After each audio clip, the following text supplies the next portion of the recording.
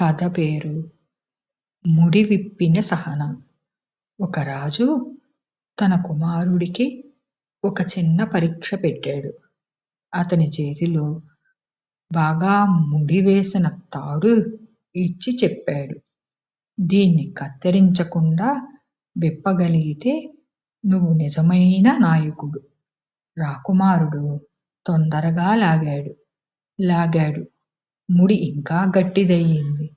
కోపంతో కత్తి తీసుకున్నాడు. అప్పుడు ప్రక్కన ఉన్న వృద్ధుడు చెప్పాడు, తొందరపడితే సమస్య గట్టిపడుతుంది. నెమ్మదిగా ప్రయత్నించు.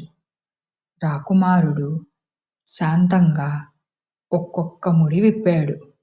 కొంతసేపటికి తాడు పూర్తిగా సరి అయ్యింది. రాజు నవ్వుతూ అన్నాడు, సమస్యలను బలంతో కాదు, సహనంతో పరిష్కరించాలి. నీతి: తొందరపాటు తప్పులు చేస్తుంది, సహనం పరిష్కారం చూపుతుంది.